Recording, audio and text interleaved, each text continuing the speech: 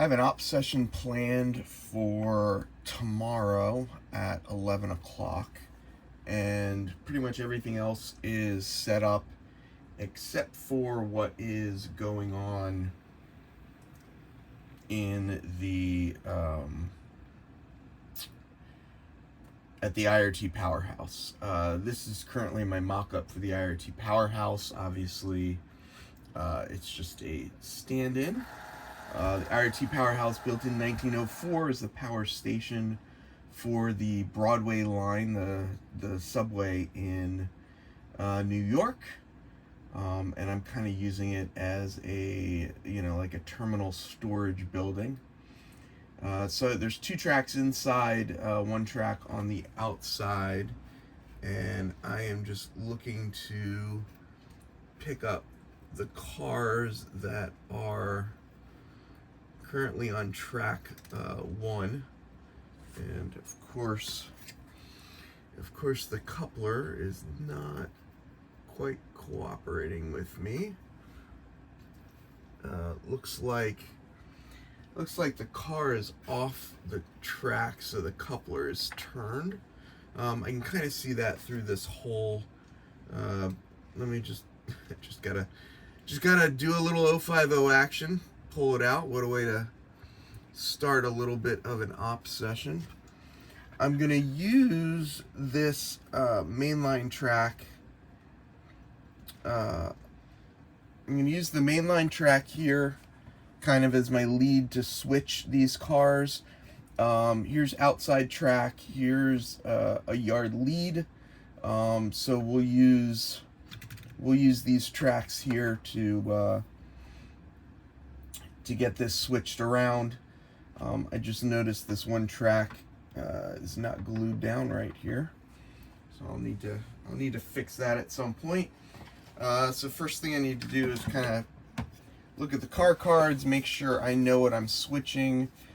These first 2 cars go back onto this inside track 1, but the spots are spot 8 and spot 7. So while I don't have a lot of things moving, I'm going to switch those 2 cars around so I get them in the correct order. So let's do that first. So the GN car and the SBX Stark Trees car need to swap positions and then get pushed back onto that same track.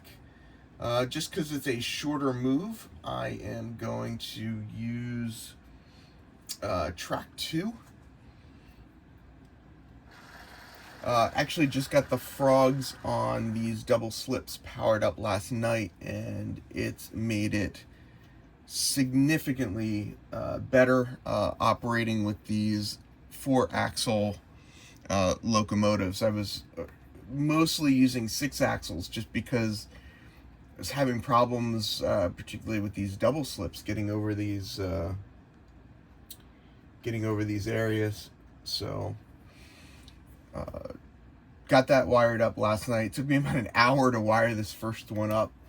It's a little confusing because the frog on this side needs to be controlled by the switch machine on this side, and vice versa. It's just kind of the way double slips work. But I got it all sort of mapped out here on the tablet, so it's easy to control. It's easy to know which one to switch how and when. But yeah, it's funny, this SBX car is kind of bouncing around a little bit at certain speeds. This train here, this boxcar is from N-Scale Train Boy. This is his freelance layout, so we're moving some, or there are 2 boxcars on the layout. This is one of them, and we're moving some materials around using their boxcar there. Alright, so I got SBX placed. That'll be spot 1, or spot 8, sorry. Spot 1 is closest to the turnout, and on this track, spot 8 is the the furthest spot from the turnout. So now we'll pick up that Great Northern car and we'll get that in the correct spot. And then we'll just kind of keep going. We'll just keep working the cars one at a time. Once I get everything set, this will be basically the end of the session that I did last weekend, where I had Andy and Andreas over, and then I can flip the waybills for this area to get ready for the next op session. I'm using yard mode on the TCS throttle. I really like using this. It's basically means center is stopped, so I just roll up to the center there to stop, and then just rotate it back in the other direction to move in the other direction. I find yard mode works really well for these kind of switching jobs. I don't have to keep, hitting the direction button. I basically just kind of set it and just move the dial. So I'm a big fan of that with this particular throttle. I've got this throttle connected up through JMRI. It's running. That's what's controlling these panels and running everything. So the next car actually needs to go to the outside track. So we'll move that out there. We'll just have to pull forward a little bit further, clear enough space to get on the outside track, and it happens to go to spot 4 on the outside track. The outside track only has 4 spots, so I got pretty lucky, and this is the last car in that spot. So just realign the turnouts and just a little flip of the throttle wheel. We're moving back to drop that car off. So these front 2 cars here actually go on track 2, but there's a bunch of cars on track 2 that I'm going to need to sort before I can put these cars on there. So I'm going to put these cars on the yard lead, just to, I think, get them out of the way for now. Or I can just hold on to them. I guess I've got 2 options. I can either hold on to them, keep them connected to the locomotive, and start the switching that way, and then I've got them for when their spots come up. I can drop them right in their spots. I actually think that's probably what I am going to do. Let's actually do that. So we'll keep a hold of those 2 cars, and we are going to pick up the cars that are on IRT 2. There are, let's see, 1, 2, 3, 4, 5, 6, 7, 8. So there are 8 cars on IRT 2. Technically, I have said that a train can only manage 8 cars at a time. So if I was to pull out all of these cars, that would be over my limit. But what I'm going to do is I'm going to look for outside 3, which is the Menasha Woodenware car.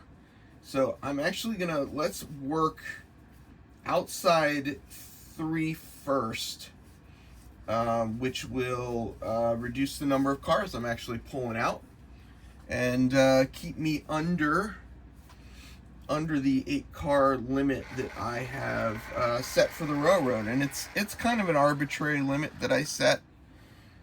The entire layout is basically designed around an 8 car train length. So for those reasons, just kind of keep it in that in that ballpark as much as possible. I will pull the whole string out so that I can get to the coupler right here. So I'm doing my uncoupling outside and not actually inside the IRT Powerhouse. That's kind of how I'm hoping it'll end up running. The IRT Powerhouse is going to be designed by Andreas. Andreas actually did a model of it for himself, and we were doing so well, but it looks like oh, I see what's happened. I've pulled so far forward I've actually hit the stop all the way in the back. I didn't realize that was going on. Let's see. Yep, it picked up the whole string. 8 cars is pretty much what just fits in there, so I didn't realize it. I'm gonna turn the sound on now on these locomotives. We'll see if we can actually hear the sound on the video. I like running with sound because the sound gives me some indications as to what is going on with the locomotive control. So I'm gonna do that. And these are actually really loud. I haven't adjusted the max volume on these.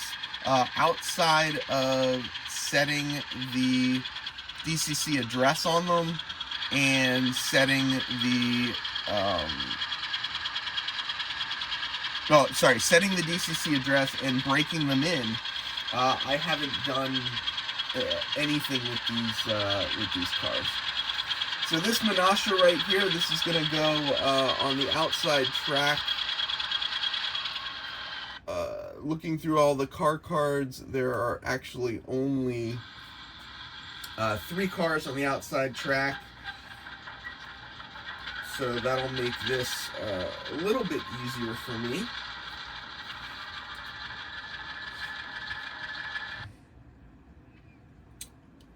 And let's see, do I have, I'm checking getting all the tracks lined up on the other side. They're all lined up, so let's see if we can see.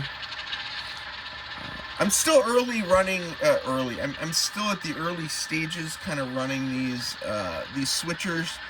And one thing that is happening is I am finding all of the little dead spots on the layout, which I guess is a really good thing, but it's also, well, it is the way it is.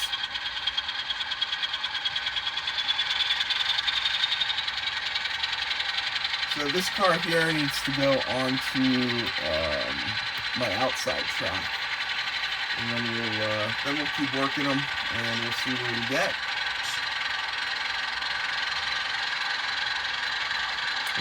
Flip that turnout now, and reverse back.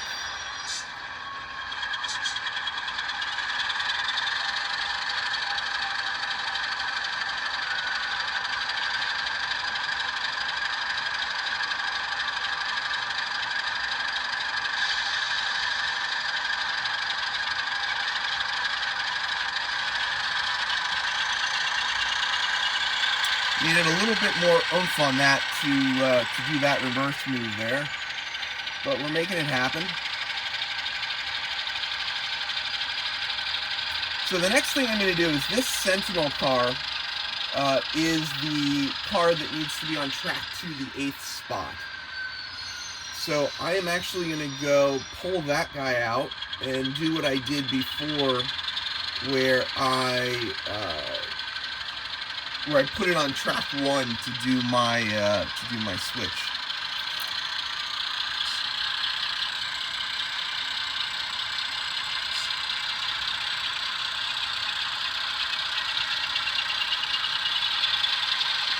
Those 2 switchers are having a little bit of a struggle, it seems, pulling the cars around the curve in this quantity of cars. So that's definitely something I need to consider when operating, is the power and how many cars they can pull, especially around these tight curves that I have on the layout.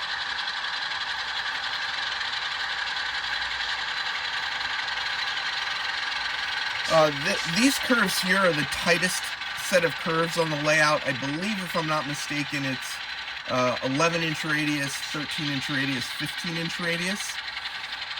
So it should be fine for anything in N scale. Most N scale stuff is designed for a 9.75 inch, but between weighting the cars and just, you know, the power that I'm using and everything, sometimes that added friction of the curve makes it a little harder to do the moves that I want to do.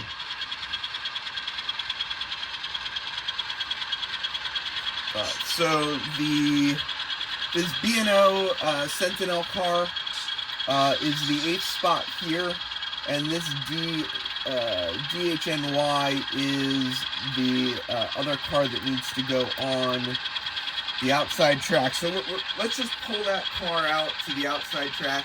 I am pulling, I think, 9 cars now. 1, 2, 3, 4, 5, 6, 7, 8, 9.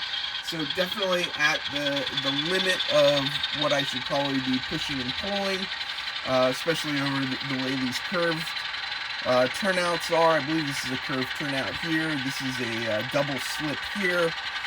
So a lot of friction pulling and pushing cars through this area. So we just need to clear this throw bar here, and we'll throw that, and then we'll reverse back. And then we'll have all of the cars set on this outside track. And then what I can do is I can use this outside track, if needed, to drop a car while I'm doing the switching, just to kind of get it out of the way so that I can get everything in the correct spot order. So because of that, I'm going to push these back a little bit further just to... I have spots set up that indicate the order that the cars are in on these tracks, but at this time I don't have specific locations as to where that specific spot is on the layout. So still working off the back, we are going to dump this Sentinel car on track 2, spot 8.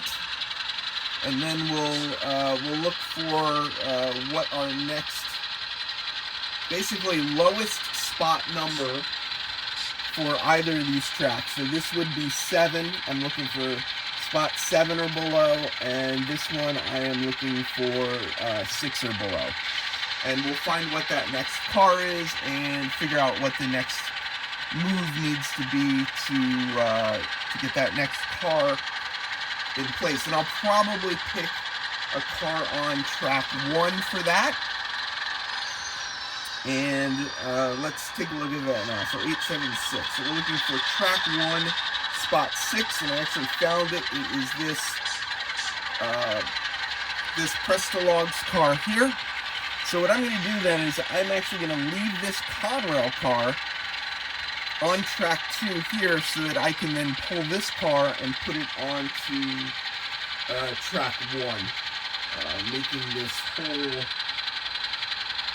making this cut of cars shorter, a little bit easier for the switchers to manage. So we'll bury this in a little bit further than I need to, just to get to the Prestologs car. Stop the train right there. So what I'm using for the uncoupling tool is, these are actually knitting needles. I believe they're either number 5 or number 3. Oh, that is not where I wanted that to disconnect. Let's go back and pick those cars back up. So knitting needle, either number 5 or number 3, I don't remember which one. And I just put a piece of shrink wrap over it, just to kind of give it a little bit of, a sticky-ish surface to grab onto. So as long as I stay working in here, I only need to clear this point here, instead of pulling all the way back here to do the switching. So that'll allow me to do the switching a little bit quicker, using the tablet to throw all of my switches. Alright, so that B&O car is now on the track there, with the New York Central Conrail car in front of it. We're going to have to move that car because it's not in its final spot. But here is this guy, which is number 6.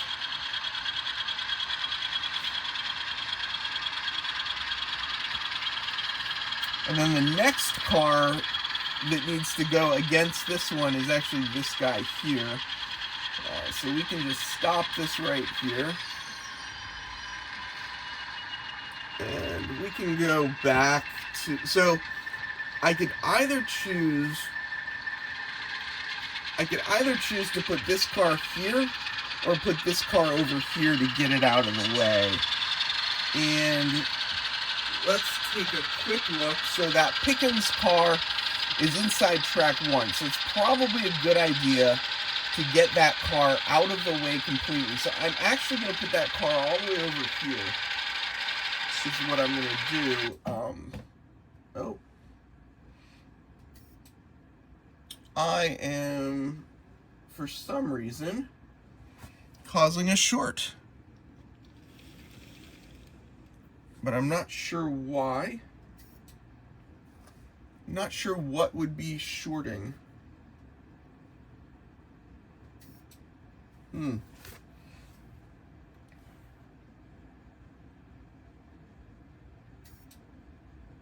It started shorting. Well, looks like I need to take a little bit of a break to figure out where this short is coming from. So I'll leave the video here.